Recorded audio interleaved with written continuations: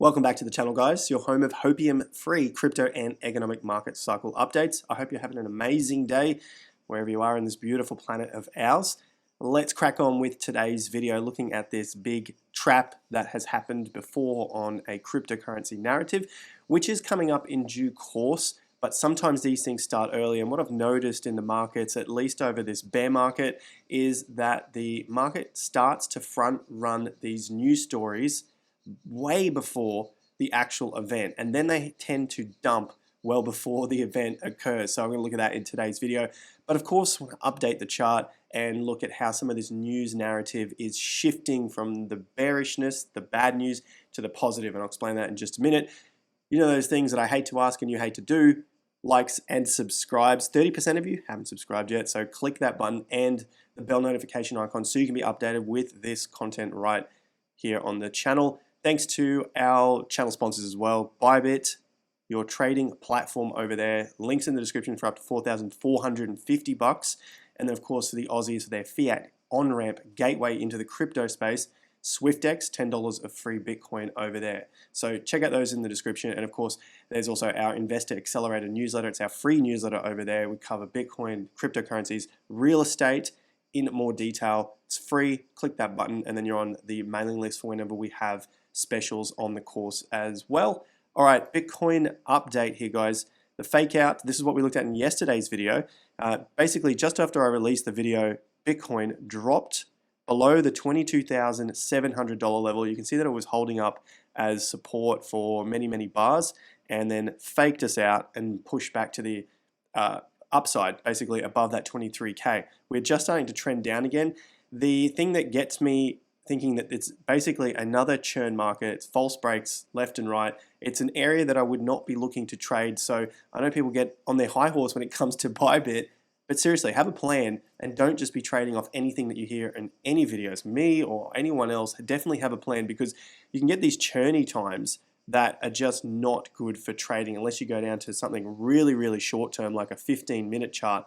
But even then, that's going to require a lot of work to be behind a computer. So we're essentially in this trading range of 23.5 down to 22.7. We had that fake out, basically a false break of the move. The market's tried to regain, and now we're back at 23K. So it's still holding above the 50% level. The volume is just not there for me. Even if we are to get some moves up, it's just churny. Faked outs, tops and bottoms. I would want to see a clear pattern form before I entered any trades. I don't like these sorts of moves because they're just up and down. And like we looked at with the trading video using this swing chart, these are not the great times to be trading. They just basically churn up your account. You want those clear moves, those clear trends, and that's what that TIA Gann swing indicator shows, those clear trends, the ways up and down. So for me, the market is still at $23,700, this yellow horizontal line. Now it could be anywhere as low as 23,400, but I like that 23,700. It is some of these peaks, and the market was holding support above there before it broke down. So if we can get that move above 23,700, that's the flip to the short-term bullish action in the market. The bulls take control, the bears don't, and then we head towards 24,500. Basically 24,700 is the next target. So to the downside, if we keep breaking this level, we don't get any more higher highs, then I think we got to revisit the 21,700. This level has been on the chart for weeks and weeks now, coming up to a couple of months as a key level for this churning, grinding period at the bottom of the market. So I still see this as potentially the accumulation period, which can take many, many months, if not years, depending on which cryptocurrency. If you are on the toilet, hopefully that helped you get that last piece of poop out. If you aren't on the toilet, just enjoy your breakfast.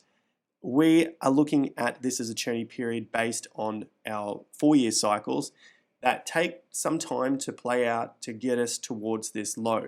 So in my experience, I haven't seen these markets just dump and then all of a sudden recover and we never see lower prices again. So now that we've got this on the chart, we can get rid of this content. We've seen that short term.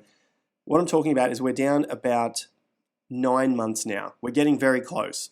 Talking about dollar cost averaging for Bitcoin, not other cryptocurrencies at this stage, for my opinion and how I trade, this would still be a good zone for me. Anywhere below about 22K, because the low so far is at 17, and if we get a lower low sometime later this year, September, October, November, then maybe somewhere down to the high 13s, maybe 14Ks. In terms of a percentage from where we are, say 22 at the highest level, down to that 14-ish K, that's about a 35% loss.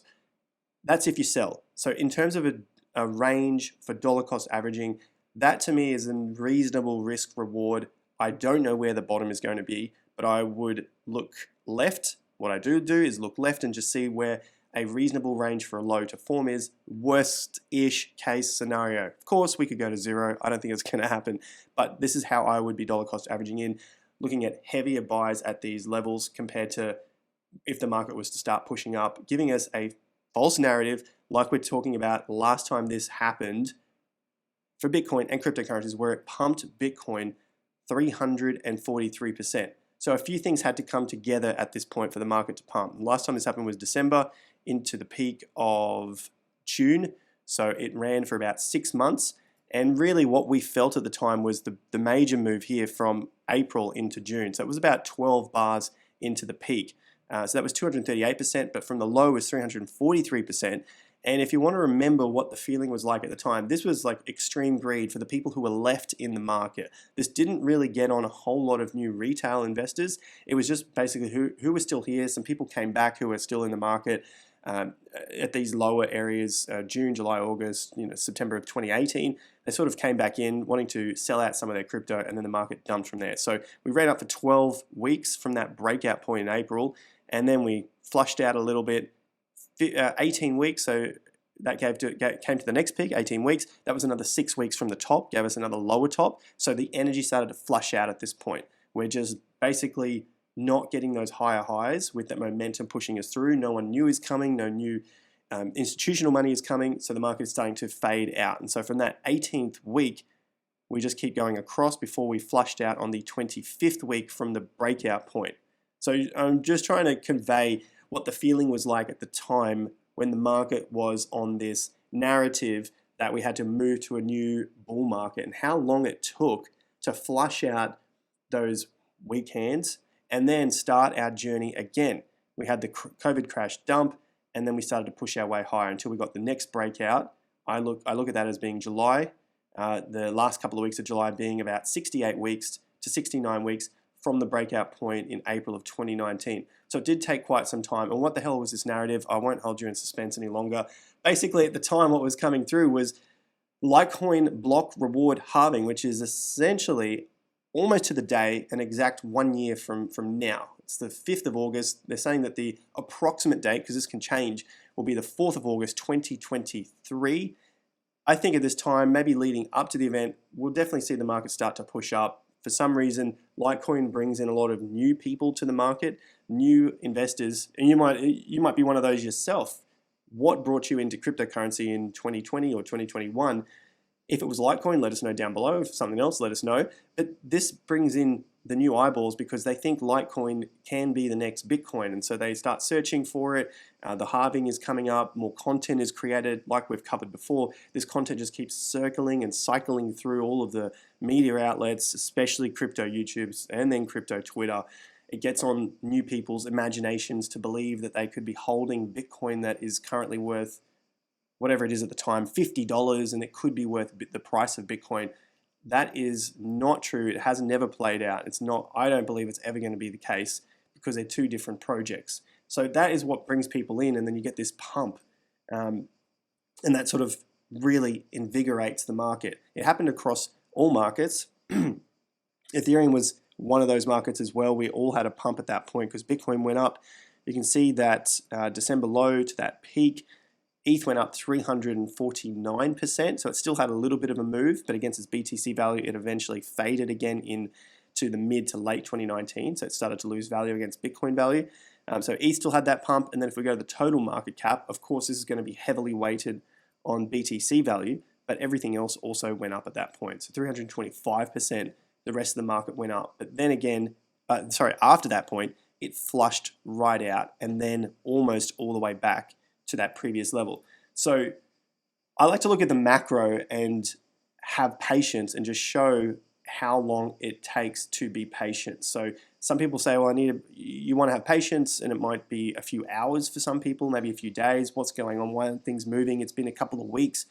These things can take a really, really long time. So if we miss out and we do go through one of these pumps, 28 weeks from the low to the high, there was another further 25 weeks to the low before the market moved up again, gave you that extra bit of hope. The final flush out came 37 weeks later.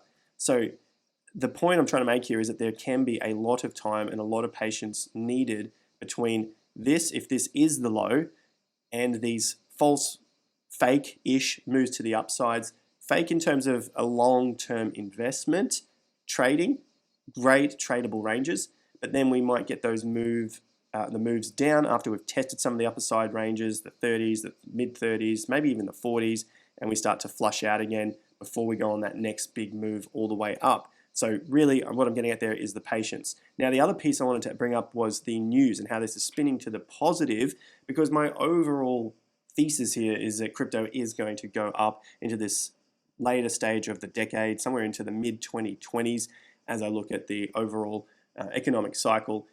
What the news doesn't tell us is the fear that then moves over into neutral. So I'm calling it hopium here. Bad news is sorting itself out, positive. So what does that look like? Well, here's one of them. Voyager Digital is cleared to return $270 million to customers. We didn't really hear about that lately because all we've seen is the fear of Solana getting hacked, the Solana wallets, and then people losing a few $1 million. I'm playing that quite lightly because in the grand scheme of things, Solana's still worth billions of dollars. There was not much of a drop. These are just the facts and the charts and the data, the market caps. It didn't really drop that much, a couple of percent in the day, and now it's recovered. It could be dropping now.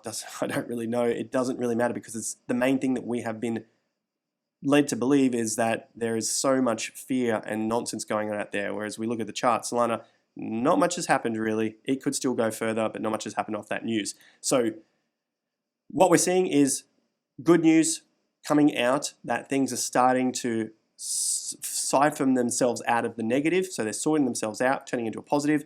Bad news is not dumping the market anymore. This is a positive.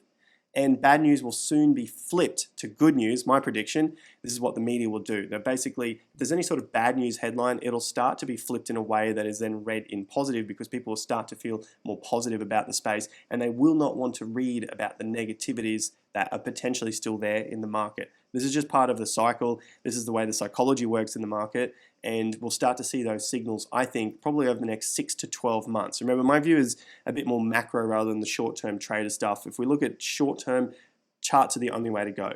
100% charts are the only way to go. The news is always late and is not a good trading tool. But this is what I see coming up in the more macro picture, bad news sorting itself out, like I just showed with the Voyager. You've also got Coinbase here, where BlackRock is selecting Coinbase to provide Aladdin clients access to crypto trading and custody via Coinbase Prime. Why is this such a big thing?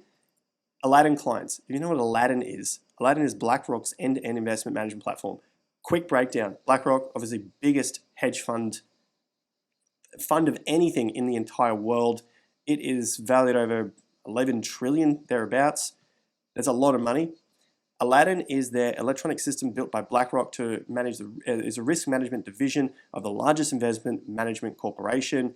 Basically, if you have access to Aladdin, I'm not saying Coinbase does, but it is managing, it's helping its institutional clients of Aladdin. If you got access to Aladdin, which BlackRock does, they basically control the world. So I'm sure you guys in the comments that know anything about this will understand what I'm talking about here. Aladdin has all of that data that comes into it from almost every financial player in the world. It handles about $11 trillion in assets. So if you have all that data coming in, just like cryptocurrency exchanges do, and you have this data coming in, then you basically can front run markets. You know what's going to happen next because you know what people are doing with their money. And BlackRock handles the Aladdin system. They're the ones who came up with it. It's their proprietary software. They basically run the world. And now they are joining with Coinbase to allow their clients of Aladdin access to crypto trading. So that's pumped up the Coinbase price. So I'm just throwing in some of this here. Bad news is not dumping the market anymore. And we're not even really hearing about the positives so much. They're still there, they're coming through, but people are still really fearful about what's going on in the market, even though the prices are not dumping like they had been through January, through, was it February, April, May, June, almost every month had some sort of massive dump in it, right? And we're not seeing those massive dumps. I hope you've had your amazing massive dump for this morning and that you eventually go and sign up and click the investor newsletter over here for your free Investor Accelerator newsletter. And of course, Bybit, massive sign up bonuses along with SwiftX over there. I'll see you guys at the next video. Have a fantastic summer. I'm going to go for a swim. Until next time, like and subscribe. Peace out.